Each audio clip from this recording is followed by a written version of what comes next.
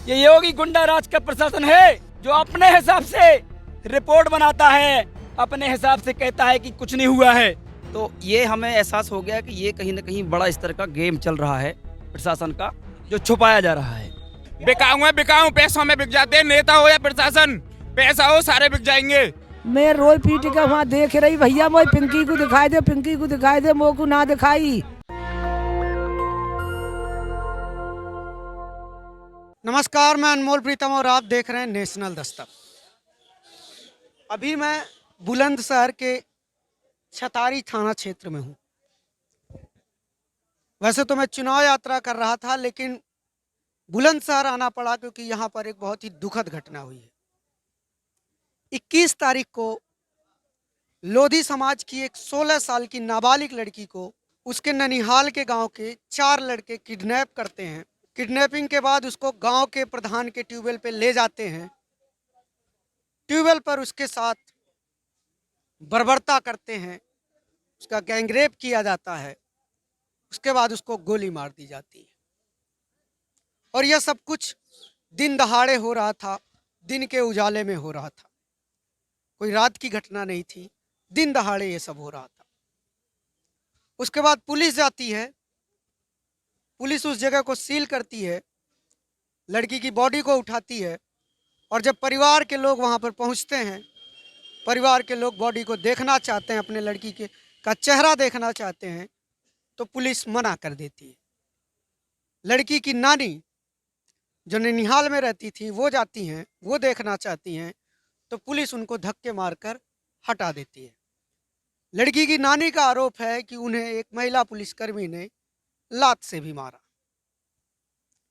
उसके बाद police body का बिना पंचनामा किए उसे पोस्टमार्टम के लिए भेज देती है। बुलंदशहर घर वालों को सूचित किया जाता है, घर वाले बॉडी लेकर आते हैं।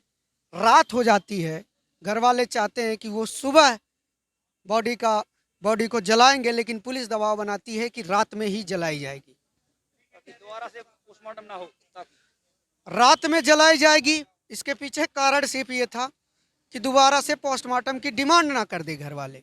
हम 5 मिनट 10 मिनट पे पुलिस का कॉल जा रहा था, पुलिस की गाड़ियां जा रही थी, घर वालों पे दबाव बनाया गया कि तुम बॉडी को जलाओ, जल्दी से जलाओ। परिवार वाले नहीं मान रहे थे तो उन्हें धमकाया भी गया कि हम तुमको भी गिरफ्तार कर लेंगे, तुम पर केस लगा देंगे। लड़की के मामा का ऐसा आरोप है। फिर उसे जलाया गया। जलाने के बाद क्या हुआ, एक आरोपी को पुलिस ने गिरफ्तार किया था और बाकी के 3 का नाम तक नहीं था एफआईआर में। परिवार वाले लगातार आरोप लगाते रहे, तब जाके अब नाम जुड़ा है, लेकिन अभी भी 3 आरोपी फरार हैं। इसलिए कुछ सवाल उठे पुलिस की कार्यशैली से। सबसे पहला सवाल तो यही था कि गांव के किस आदमी ने सबसे पहले पुलिस को फ़ोन किया। पुलिस कह रही कि हमें फ़ोन आया था। हमने पुलिस से बात की कि उस फ़ोन किसका था, किसने बताया आपको, तो पुलिस ने कहा जी हमें नहीं पता।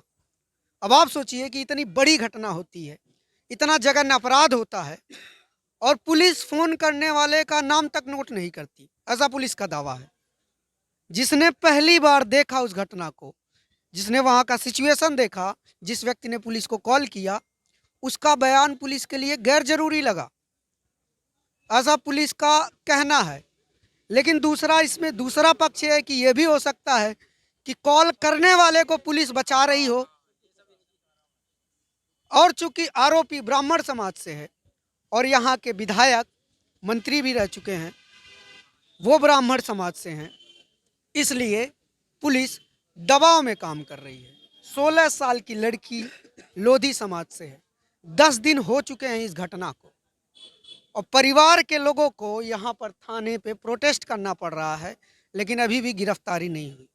लड़की के मामा ने हमें बताया कि जब वो मिलने गए उस आरोपी से जिसको गिरफ्तार किया था पुलिस ने, तो उसने बिना डरे, बिना किसी हिचकिचाहट के कहा हाँ मैंने ही गोली मारी है, जो तुम्हें करना हो कर लो। पुलिस के सामने ये सब कुछ हो रहा था और पुलिस ने उसे एक थप्पड़ छुआ तक नहीं था। सोचिए, वो गिरफ्तार होने के बाद भी विक्टिम के फैमिली को धमकी दे रहा है और पुलिस तमाशा बीन बनी हुई है। इसलिए पुलिस की भूमिका पर सवाल उठे। ओबीसी महासभा के लोग यहाँ आए, भीम आर्मी के लोग आज आए हुए हैं, हम भी आए, तो पहले इनसे बात कर लेते हैं कि ये इस पूरे मामले पे क्या देख रहे हैं। देखिए, ये 21 तारीख की घटना थी और मुझे ये घटना का पता चला है 27 तारीख को। 27 तारीख को घटना का पता चला, हमने थोड़ा सा जानकारी ली तो ये हमें एहसास हो गया कि ये कहीं ना कहीं बड़ा स्तर का गेम चल रहा है प्रशासन का, जो छुपाया जा रहा है। हमने ट्वीट किया तो चंद्रशेखर भाई ने भी उसको रिट्वीट किया और इसके बाद देखा गया कि कई वीडियो हमारे पास आते हैं जिसमें ये बताया जाता है, उनकी माता बोलती है कि लड़की को उठा के ले गए हैं 2 लोग और 2 लोग फिर गाड़ी में उसको ले जाके 4 लोग ये जाके और जो प्रधान था यहाँ का महेंद्र शर्मा, उसके ट्यूबवेल पे ले जाके उसके साथ बलात्कार किया और बलात्कार करने के बाद, बलात्कार तक तो छोड़ो, उसको गोली मार दी और गोली मारने के बाद गला काट दिया। अब दूसरी चीज़ एक और है कि जब प्रशासन को जब ये जानकारी कौन देता है, प्रधान वहाँ का, मैं बोल रहा हूँ क्योंकि और कोई दिया ही नहीं है, तो प्रधान जानकारी देता है क्योंकि यहाँ का मंत्री जो बीजेपी का है अनिल शर्मा, वो बीजेपी का, उसने बचाने के सारे प्रयास किए। जैसे कि पोस्टमार्टम जो हुआ वो पोस्टमार्टम बिना परिवार की अनुपस्थिति में कर दिया गया। आप दबाव में आके किसी से कुछ साइन करा लेते हैं वो अलग बात है, पर उस समय राजी नहीं था। एक बात, दूसरी बात, पोस्टमार्टम इतना जल्दी हो गया कि पता ही नहीं चला लोगों को और इसके बाद लड़की को 12 बजे रात में जला दिया गया। ये छोटी घटना नहीं है और ये हाथरस का दूसरा दोहराया हुआ केस है। लोधी समाज जो अपने आप को यहाँ कहता है कि हम क्षत्रिय हैं, हम राजपूत हैं और तुम्हारी बेटियों का बलात्कार किया जा रहा है। मुझे मध्य प्रदेश से आना पड़ रहा है। मैं ओबीसी महेंद्र सिंह लोधी राष्ट्रीय कोर कमेटी सदस्य 3 दिन से सोया नहीं हूं। आप लोगों को मजाक लग रहा होगा। ये एक 16 साल की बेटी को ले जाते हैं और कहते हैं कि 22 साल की लड़की है। प्रशासन है ये उत्तर प्रदेश का, ये योगी गुंडा राज का प्रशासन है जो अपने हिसाब से रिपोर्ट बनाता है, अपने हिसाब से कहता है कि कुछ नहीं हुआ है। आपने पुलिस अधिकारियों से बात की तो क्या निष्कर्ष निकला? पुलिस खुद अधिकारी अनिल शर्मा के फोन पे है, सब बिके हुए हैं। हम बाबा साहब को मानने वाले लोग हैं, हम परख लेते हैं आंखों से कि कौन दलाल है। ये दलाल हैं सारे के सारे, प्रशासन की कोई औकात नहीं है। अगर औकात होती तो इस बेटी का केस बनाया जाता जो बनना चाहिए था। बोलो गलत बोल रहा हूँ क्या? लेकिन इन्होंने नहीं बनाया। दूसरी बात, यहाँ का मैं एक और चीज कहना चाहूंगा, जो अपने आप को एलआर कहते हो आप लोग, सर माना चाहिए। मैं ये नहीं कहता कि आप किसी से लड़ जाओ, लेकिन बच्ची को न्याय दिलाने के लिए कम से कम थाने का घेराव, रोड का घेराव तो करो। इनके बाप का राज नहीं चल रहा।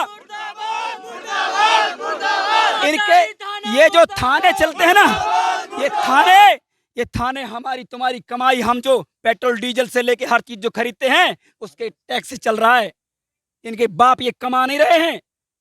ये तो दिखा भी नहीं सकते कि जो अनिल शर्मा से जो घूस लेते हैं वो भी नहीं दिखा सकते। साले पैसों में बिक जाते हैं, बिकाऊ पैसों में बिक जाते हैं। नेता हो या प्रशासन, पैसा हो सारे बिक जाएंगे। एक उस लड़की की गरीब, उसके घर पे आके देखो, उसके घर में नल तक नहीं है पानी पीने के लिए।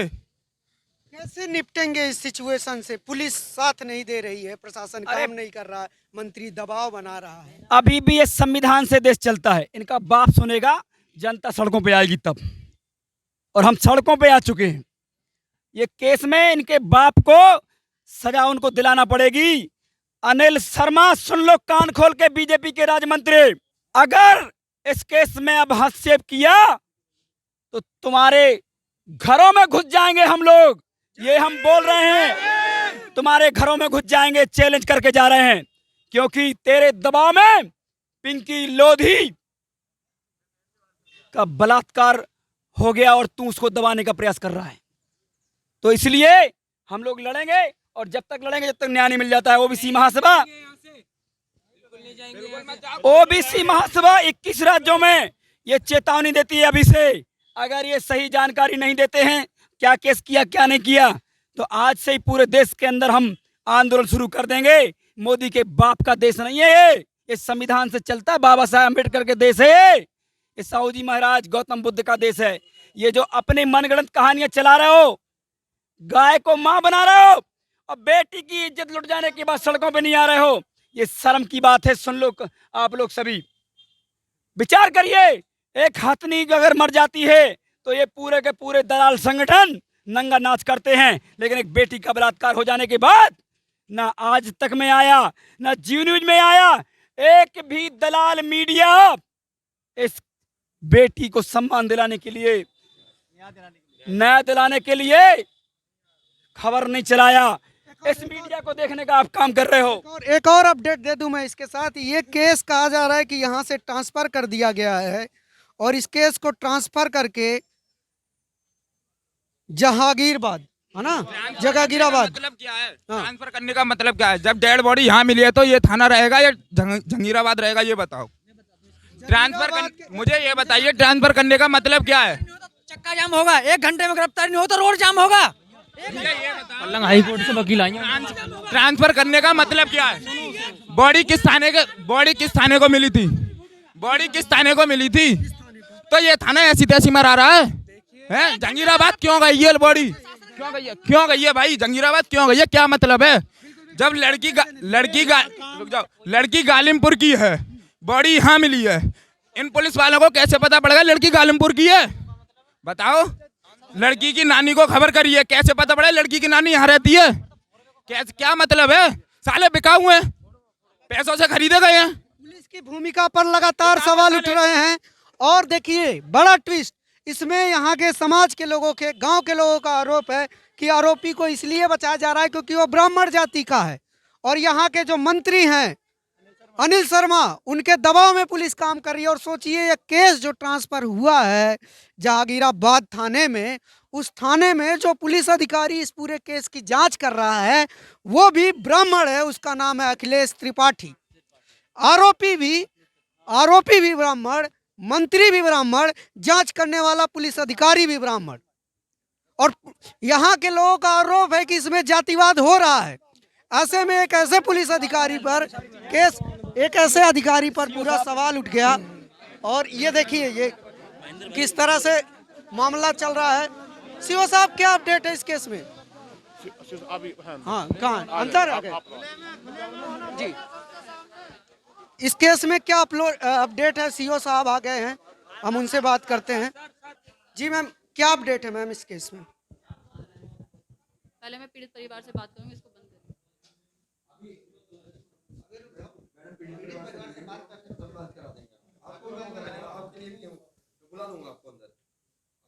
ठीक है, इनका कहना है कि पीड़ित परिवार से मिलने के बाद अपडेट देंगी, लेकिन अपडेट दे सकती थी, 1 मिनट की बात थी मैडम, दे दीजिए ना, लाइव चल रहा है।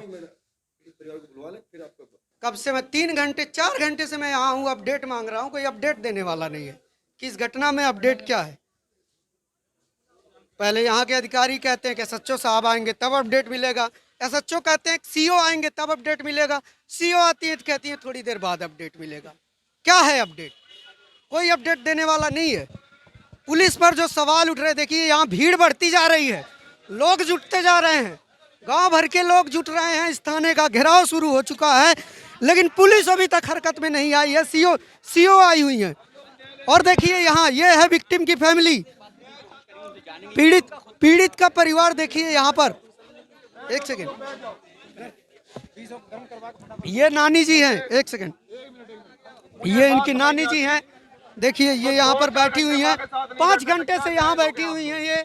और अब आपको, जब आप गई थी वहाँ देखने, तो क्या हुआ था? वहाँ पुलिस आई, पुलिस मैं रोई पीट के वहाँ देख रही, भैया मोई पिंकी को दिखाई दे, पिंकी को दिखाई दे, मोको ना दिखाई कि बाद में धक्का मारा, मैं पीछे को यहाँ चलाई, एक छोरी है वहाँ में को पुलिस की आई, वहाँ ने सांकर पकड़ ली है, वहाँ ने आपको डंडा मारा? हाँ, डंडन से धमकाए के मैं ढकेल दिया। हाँ, और छोरी ने वो सांकर पकड़ ली है, नौकरी के किबारा में धक्का मार रही, मैं गिर पड़ी हूँ, पुलिस के नहीं अलग को यहाँ चिक दी हूँ मैं। और पुलिस कई कबरा में धस कर वो छोरिया उठाए लाए और गाड़ी ठाड़ी है, वह गाड़ी में धल रही है, मैं वही के नो पाए पकड़ के नोई खिचड़ी चली गई, मोह ठाड़ी ना भयगा मुँह पे, पैर पकड़ती रही आप? पाए पकड़ के नौ करके वो छोरिया लेके गाड़ी बंद रही है पीछे की खिड़कियाँ खोल के, मैंने वहाँ में मूड घूस दो है, मैं पीछे को एच के छोड़ दी हूँ, मैं गिर पड़ी हूँ। जब छोड़ के अगली खिड़की में बैठे के 2 जने सोई कार भगाए लाए वहाँ से। जब जब पोस्टमार्टम के बाद लड़की की बॉडी आई तो क्या आप लोग उसे जलाना चाहते थे? जराए को तो ले आए, कोई दिखाई ही नहीं हमें। फिर यहाँ पे मेरे 2 छोर आए, वही पुलिस छोरिया यहाँ कहूँ करे के फिर घर पहुँचे रहे 4 बजे गाड़ी लेके, वहाँ हम रो रहे हैं गाँव बारी ये जनानी। तो मोते कह रहे कि अम्मा तो पे कै बालक आए, मैंने भैया मुँह पे 2 बालक आए, कि तेरे लौड़े ने का नाम है कहाँ है, मैंने कहा तो नोएडा काम कर रहे हैं, कि नाम बताए दे, मैंने अर्जुन नाम बताए दो, कि लंबर दे दे, मैंने भैया मैं ना जानते लंबर फम्बर हो। क्या आप लोग पुलिस ने दबाव बनाया जलाने का? दबाव संग गई है पुलिस के तुम्हें पकड़ लेंगे, और ये चोरिया जल्दी ढंग लगाए दे पिंकी को, गंगा जी तैया गई है। जल्दी मतलब तुम्हें गिरफ्तार कर लेंगे अगर नहीं जला? हाँ हाँ कि हमें डर पा रही है कि तुम्हें पकड़ लेगी पुलिस, और तुम जल्दी ले जाओ गंगा जी पे 12 बजे जाके जरवाई है। ये देखिए रात में गंगा जी पे 12 बजे जलवा दिया गया। जब परिवार ने मना किया कि हम बॉडी को नहीं जलाएंगे तो पुलिस दबाव बनाने लगी कि बाकी लोगों को, तुम्हारे घर में जो बाकी बच्चे हैं उनको गिरफ्तार कर लिया जाएगा, उनको गिरफ्तार कर लिया जाएगा। इस तरह से पुलिस दबाव बनाकर रात में 12 बजे बॉडी को जलाया गया। क्यों जलाया गया? क्योंकि परिवार दोबारा डिमांड ना कर सके पोस्टमार्टम रिपोर्ट कराने की, फिर से जांच कराने की, इसलिए उसकी बॉडी को जला दिया गया। पूरा परिवार, पूरा गांव लगातार पुलिस की भूमिका पर सवाल उठा रहा है। ये कहा जा रहा है कि पुलिस यहाँ के जो मंत्री हैं अनिल शर्मा, उनके दबाव में काम कर रही है, इसीलिए आरोपियों की गिरफ्तारी नहीं हो रही है। कुछ गांव के लोग तो ये भी कह रहे हैं कि उस मंत्री के फार्म हाउस में आरोपी छिपे हुए हैं, लेकिन पुलिस वहां तक जा नहीं सकती क्योंकि पुलिस के पास इतनी हिम्मत नहीं है। गांव के लोग ऐसा बता रहे हैं। और गांव के लोग ये भी बता रहे हैं कि जहां ये घटना हुई, जिस ट्यूबवेल पे हुआ, वहां पर गांव का कोई व्यक्ति गया ही नहीं था। जब किसी व्यक्ति ने जाने की कोशिश की तो पुलिस ने उसे गालियां दी, उसे भगाया।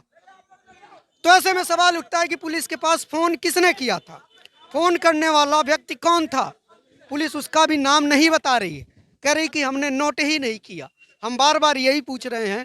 और दूसरी बात, गांव वाले बता रहे हैं कि जब पुलिस पहुंची तो जिस ट्यूबवेल के अंदर यह घटना हुई वो ट्यूबवेल में बाहर से ताला लगा था, यानी कि 2 लोग अंदर थे, बाहर से ताला लगा था। जब बाहर से ताला लगा था तो ताला लगाया किसने? पुलिस कह रही है 2 ही लोग थे, तो ताला किसने लगाया और पुलिस को सूचना किसने दी? गांव के लोग कह रहे हैं कि पुलिस को सूचना गांव के प्रधान ने ही दिया था, महेंद्र शर्मा, वो भी आरोपी की ही जाति का है। तो कितना बड़ा जाति का खेल चल रहा है उत्तर प्रदेश में, सोचिए। पुलिस, कानून, सब कुछ जाति से मैनेज हो रहा है।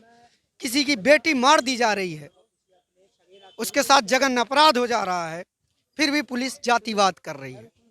यहाँ का मंत्री जाति देखकर पुलिस को मैनेज कर रहा है। उत्तर प्रदेश की पुलिस जाति के हिसाब से काम कर रही है। ये पुलिस पे सारे आरोप हैं। और ये घटना मैं आपको बता दूं, हाथरस जैसी है, हाथरस जैसी है। इसको उतना मीडिया कवरेज नहीं दे रहा है क्योंकि इससे उत्तर प्रदेश में चुनाव है, योगी की छवि खराब होगी, इसलिए इस घटना को मीडिया कवरेज नहीं दिया जा रहा है। लेकिन मीडिया कवरेज दे या ना दे, जरूरी यह है कि किसी बेटी के साथ अन्याय हुआ है, पुलिस अपराधियों को बचा रही है, इसलिए इसके साथ खड़े होना आपकी, हम सबकी जिम्मेदारी है। और इन सारे पुलिस वालों को सस्पेंड किया जाना चाहिए। जिस पुलिस अधिकारी ने उसकी नानी को मारा, जिस पुलिस अधिकारी ने वहां सबसे पहले गया, सबूतों के साथ छेड़छाड़ हुई हो, यह भी हो सकता है। जिस व्यक्ति ने फोन किया पुलिस को, वो व्यक्ति सबूतों से भी तो छेड़छाड़ कर सकता है। उस व्यक्ति का नाम क्यों नहीं बता रही पुलिस? क्या वो व्यक्ति भी शामिल हो सकता है? वो भी तो हत्यारा हो सकता है। पुलिस ने क्यों बचाया उसको? उसका नाम क्यों छुपाया गया? उसने पुलिस को मिसलीड भी किया होगा, ये भी पॉसिबल है। क्या ये सब सोचने के लिए यूपी पुलिस के पास दिमाग नहीं है? क्या यूपी पुलिस के जो अधिकारी काम कर रहे हैं उनके पास इतना सेंस नहीं है? क्या अयोग्य लोग यूपी पुलिस में काम कर रहे हैं? अगर अयोग्य लोग काम कर रहे हैं तो ऐसे लोगों को तुरंत बर्खास्त किया जाए और सजा दी जाए, क्योंकि वो लोग संविधान के हिसाब से काम नहीं कर रहे हैं। लेकिन अगर ये योग्य हैं फिर भी इस तरह से कर रहे हैं, तो इसका मतलब क्या है? इसका मतलब है कि पुलिस भी अपराधियों से मिली हुई है और अपराधियों को बचा रही है। गांव के भोले भाले मासूम लोग, पुलिस को देखते ही डर जाने वाले लोग थाना घेरने पे मजबूर हैं। क्यों? क्योंकि उनको इसमें अन्याय दिख रहा है। लेकिन यूपी पुलिस को यह अन्याय नहीं दिख रहा है, बीजेपी के मंत्री को यह अन्याय नहीं दिख रहा है। ये लोग जो पुलिस की गाड़ी देखते ही 4 फीट दूर भाग जाते हैं, ये लोग यहाँ थाना घेरने आ गए हैं क्योंकि उनकी बेटी के साथ गलत हुआ है। लेकिन ये बात ना सरकार को पता चल रही है, ना यूपी पुलिस को पता चल रही है।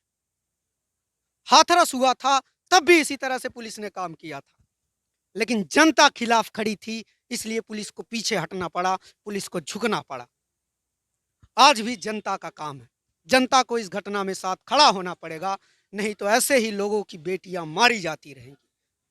आज लोधी समाज की बेटी थी, हाथरस में दलित समाज की बेटी थी, कल में किसी की भी बेटी हो सकती है।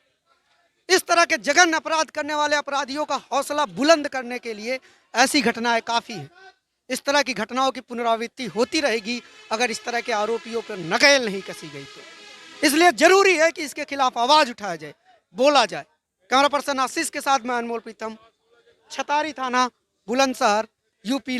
नेशनल दस्तक की आपसे गुजारिश है कि अगर इसको बचाना चाहते हैं तो नेशनल दस्तक को सब्सक्राइब करने के लिए रेड कलर के सब्सक्राइब बटन को दबाएं, फिर बेल आइकन की घंटी दबाएं। नेशनल दस्तक को बचाने के लिए बहुत जरूरी है कि हर खबर को शेयर करें, लाइक करें, कमेंट जरूर करें।